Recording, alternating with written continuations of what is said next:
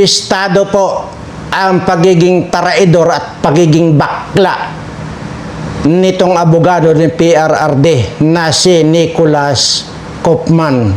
Yan po. Ito pong si Nicholas Koopman ay parang kunwari nagpahayag siya na ipatawag siya ni Bongbong Marcos para i-explain daw niya kay Bongbong Marcos na palayain na yung kanyang kliyente. Dito pa lang, ang laki na ng kabubuhan itong abogadong ito. Imaginin mo, pero hindi naman po natin pwedeng sabihin na bobo, matalino po ito sa pagtataraidor. At ito po ay sigurado po ako rito na malamang sa malamang ay napasok na ng mga bangag itong abogado ni PRRD na si Koopman na ito. Pangalawa, imaginin mo, yun lang sinabi ni Hanilet sinabi raw ni PRRD na walang dumadalaw sa kanyang abogado, at yun naman yung sinabi ni Hanilet doon sa mga interview dyan sa labas ng Dahig.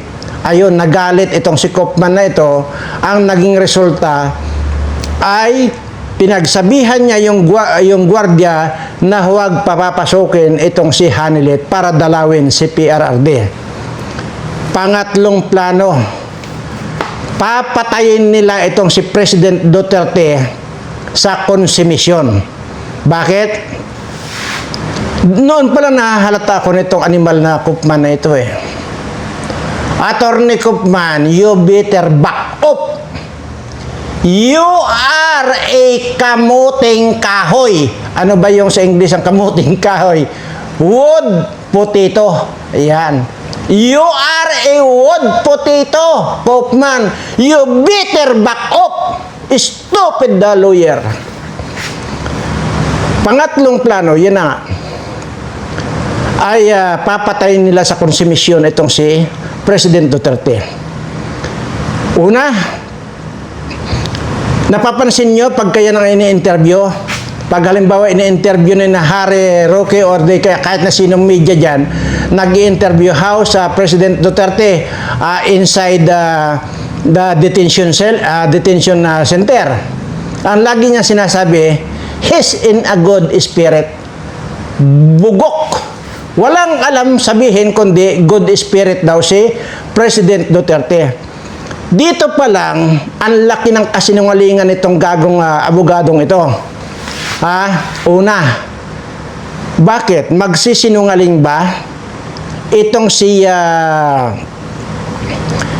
Ma'am Elizabeth Zimmerman na nanay ni Inday Sara na sinabi na nga niyang butot balat itong si President Duterte? Papaano niya ngayon sasabihin lagi na si President Duterte ay he's in good spirit?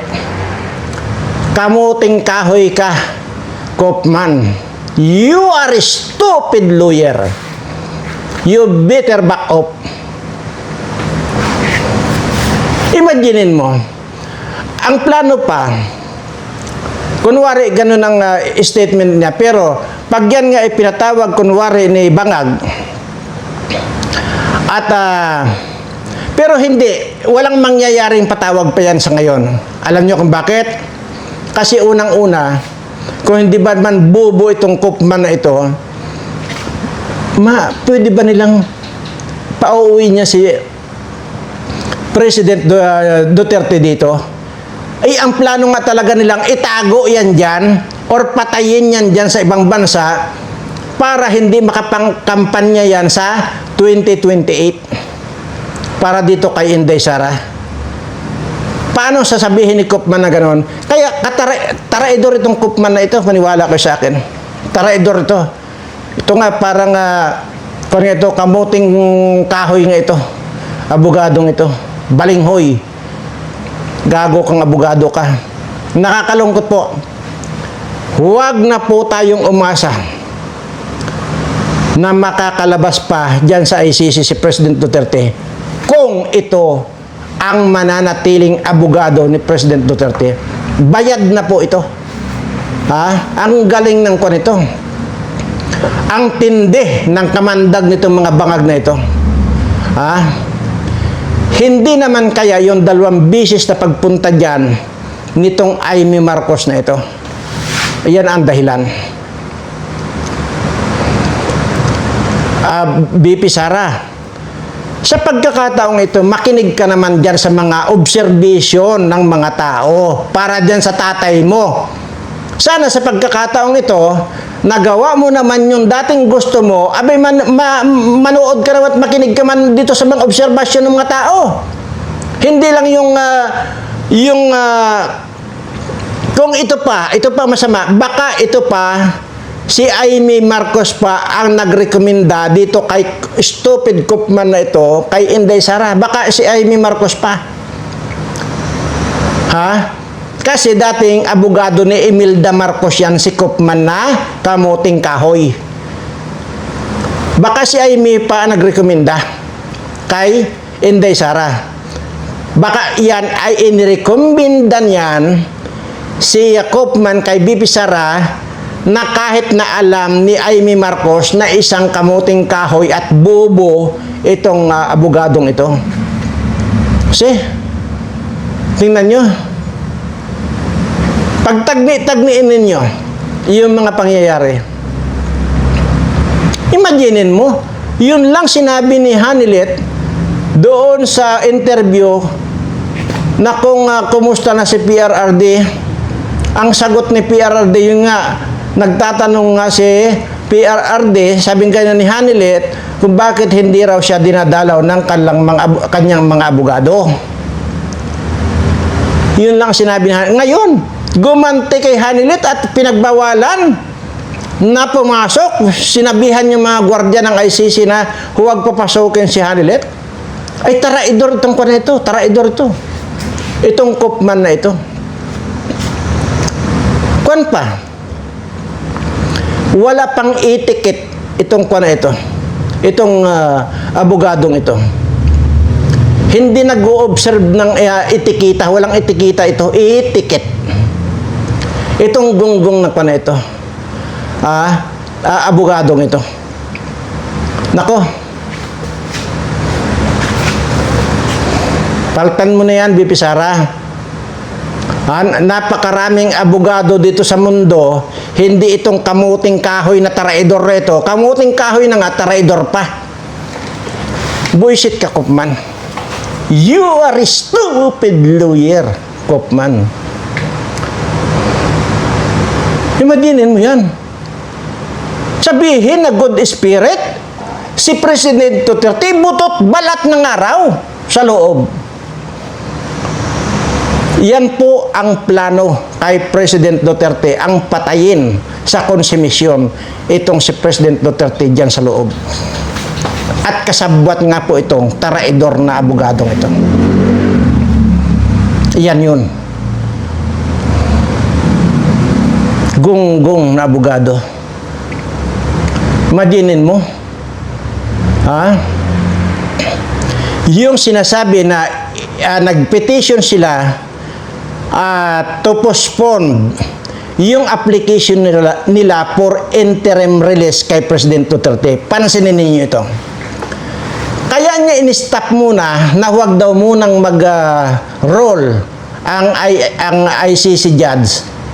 At pinigilan nila muna na magdesisyon ang ICC judge dyan sa kanilang petition na interim release is just because they are waiting for some evidences. Sabing ganyan, itong si Koopman na gago. Pero ang totoo noon, wala. Ito pa nga, ito matindi dito. Sinabi lang niya na we are waiting for the evidences pa.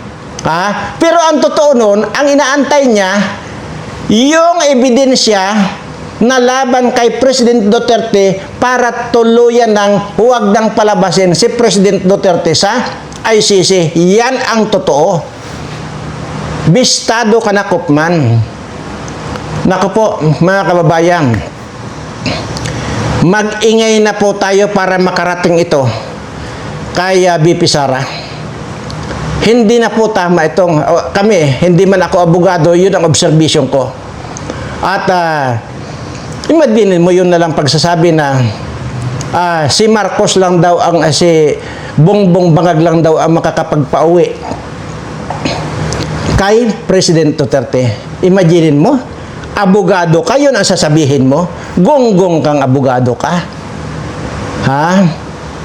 Tapos yun ang sasabihin, tapos dinugtungan niya, if I'm invited with President Marcos, I will explain to him that President Duterte should be back going home in Davao. Yan ang sinasabi niya. Tarantado itong abogadong ito. You are stupid lawyer, Koopman. Gago ka. You are a traitor. You better back up. Yan po nakakagalit ngayon dahil yun po ang ating napag-alaman. Yan ang plano, o ulit-ulitin ko lang po, yan ang plano na konsimihin nila ng konsimihin si President Duterte para mamatay na. Kasi unang-una, di ba nga ang sinasabi ni Elizabeth Zimmerman na butot balat na? O, di ba? Kaya paulit-ulit ko lang sinasabi ito para maintindihan ninyo. Tapos yun ang laging sagot ni Balinghoy na he's in a good spirit daw si President Duterte. Gago. Good spirit ba yan? Hindi na nakakakain? At butot balat na? Yan ba ang good spirit sa iyo, Koopman? Lasin ko yung liig mo eh. Yan po, mga kababayan. Nakakapan po ito, nakakagigil po ito. At share nyo na po itong video ito, share na po at magpakalat na po tayo nito. Yan po ang totoo. Bayad na po ito. Bayad na. At yan pala ang trinabaho ni Amy Marcos nung pumunta doon, 2 beses pumunta. Yan ang trinabaho ni Amy Marcos. Hindi nyo ngayon alam? Iba na ngayon ang sinasabi ni Amy Marcos para dito kay BP Sara. Yan ang sinasabi natin. Pangalawang budol ito sa iyo, BP Sara. Tumino ka na.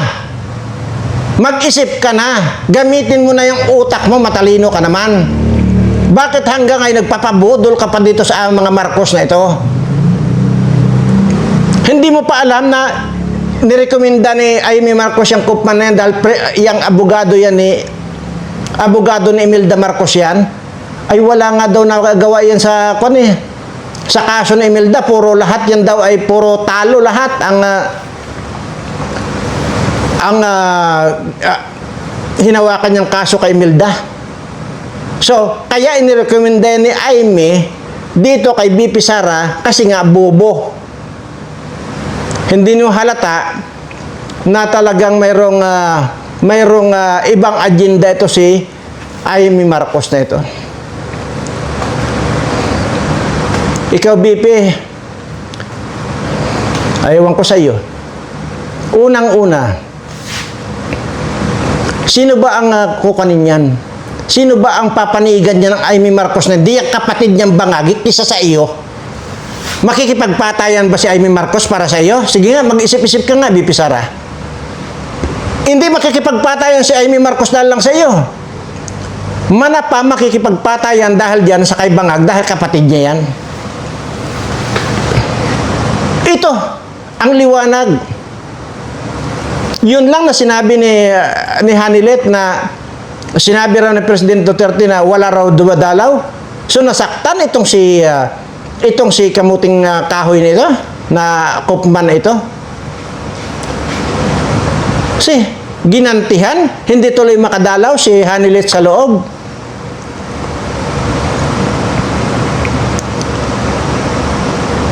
Putang ina.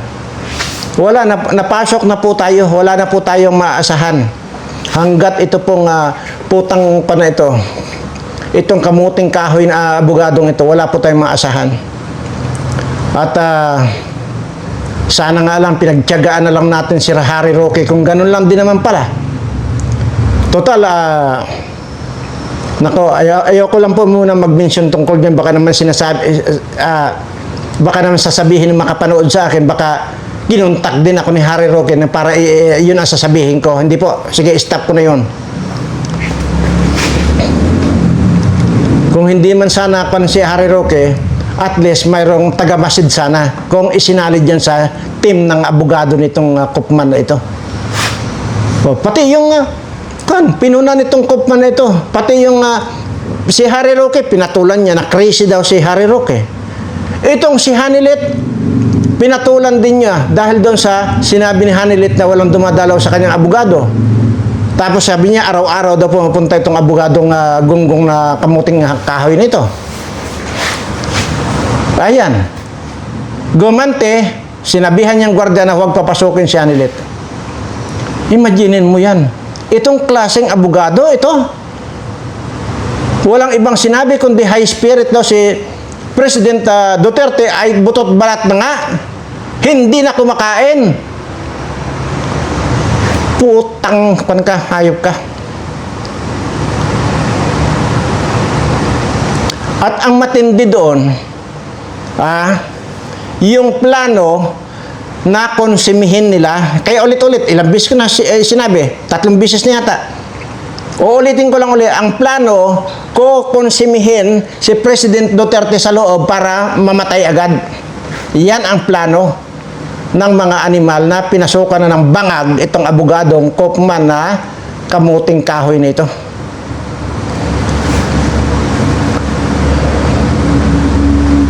Ano pa? Wala na tayong maasahan. Not unless siguro kung mag-iba ng abogado. Kadami-daming abogado, putang. Bakit naman niyang nirekomenda pa ni Amy ang tinanggap nitong si BP Sara? Ito si BP Sara, mukhang din ito eh. May pagkamalasado rin ito eh. Sige, wag na natin pag-usapan doon sa pati yung tatay niya, sinuway niya nung sinasabihan ng tatay niya na huwag makipagtandim diyan kay Marcos na sinuway niya ang tatay niya. Ngayon yata parang mukhang puro mali-mali ang desisyon mo yata, BP Sara. Nagagalit ba ako? Hindi po. Pinagsasabihan lang kita. Dahil may malasakit kami diyan sa tatay mo. Dahil unang-una, malaki ang naiambag ni President Duterte sa sangkatauhan o sa mga Pilipino. Kaya ganun kami magmalasakit sa tatay mo. Pero huwag naman sana na yan lang gusto mo ang nasusunod. Sana nakikinig ka rin dito sa mga sinasabi at obserbasyon ng mga nakakapanood, nakakapag-obserba dyan sa abogado mong gonggong na yan. Not unless kung ikaw mismo ang gustong mamatay na si yung tatay mo dyan sa loob. Para wala na maging kontrabida sa iyo. Nakakagigil ka na rin eh. Sa totoo lang. Ang dami-dami na nakakapag-obserba. Ngayon pa lumabas pa ang kataraidoran. Talagang nanaraidor na itong Koopman na ito. Nakipagsabuatan na din sa mga bangag na ito.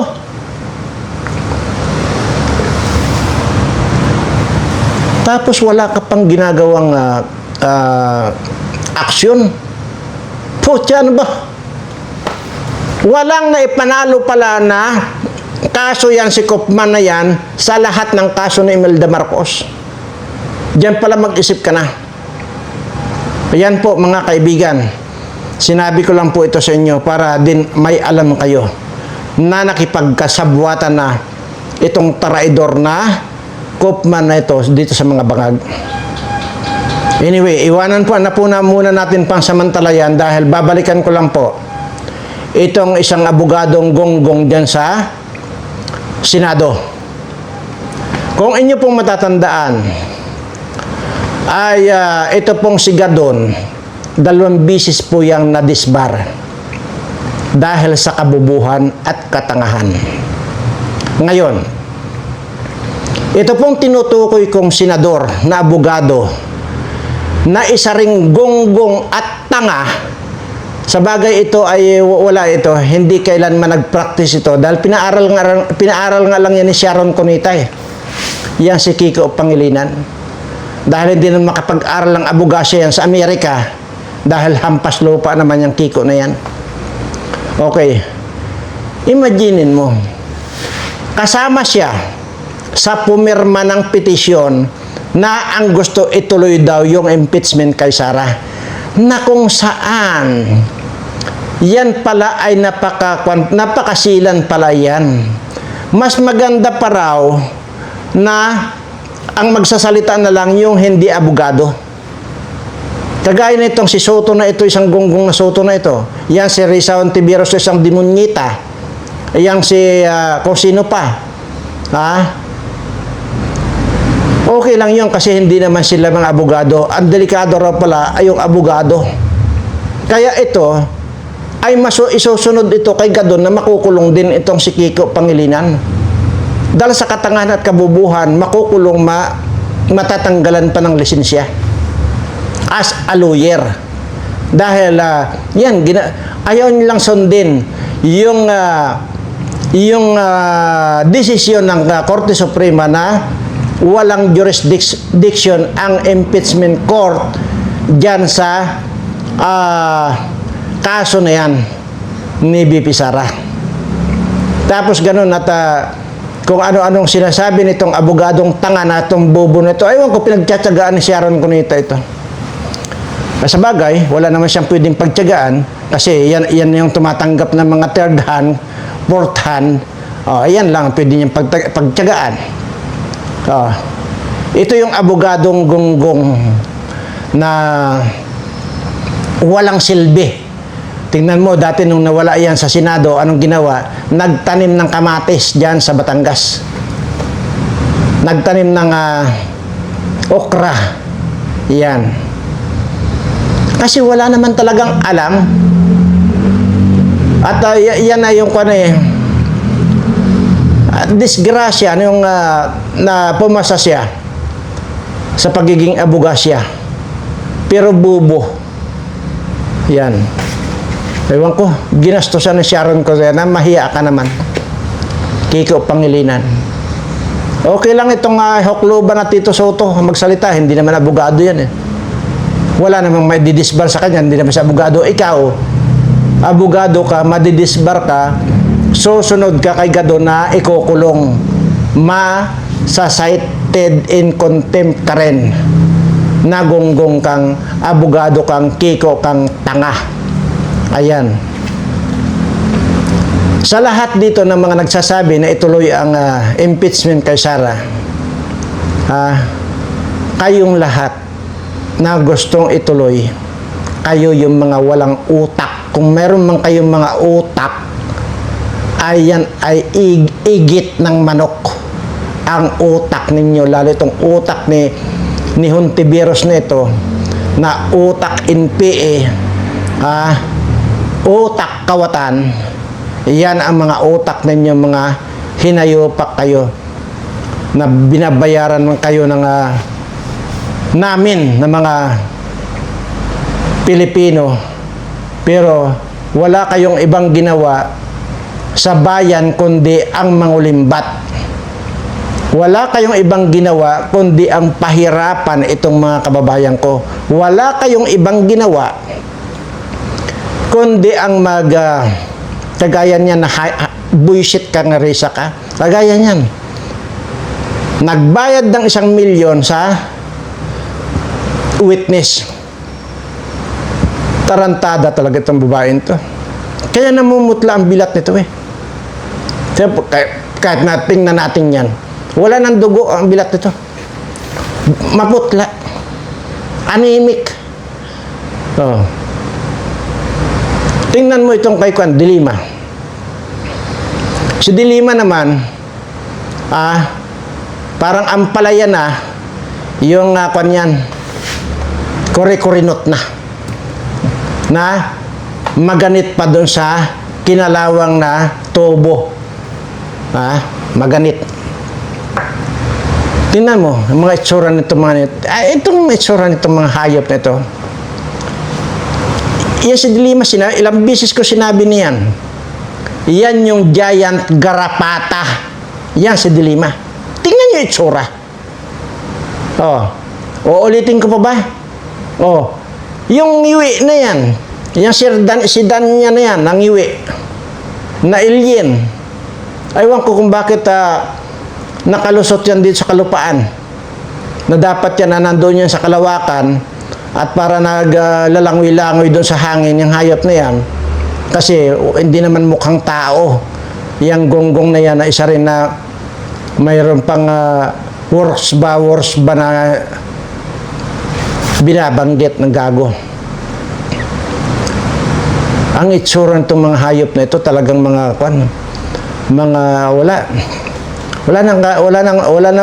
wala na akong alam na sabihin pang wordings dito sa mga animal na ito. Oh. Si Chel Jokno rin na isang rimbubo, abogado yan. Kuno. Nahayop na ito pero gusto ituloy daw ang impeachment. Isa pa yan, madidisbar din yung bobo na yan kasing lalaki ng ngipin ng kalabaw ang ngipin. Kaya kapag yan, dati, nung bata-bata yan yung paboritong i-hire ng mga mining company. Yan si Shell Jokno na yan. Anong trabaho ni Shell Jokno dyan? Para ngatain niya ng ngatain yung mga bato para madurog. Kasi ang lalaki nga ng ngipin. Ginawa ng grinding machine yung ngipin niya. Kaya delikado po yan pag nakakagat po yan. Durog-durog ang buto mo dyan. Kasi hindi rin, parang din yan.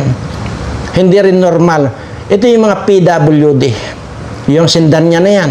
PWD. Kasing iwi. Itong si Shell Jokno. PWD kasi ang lalaki ng ngipin.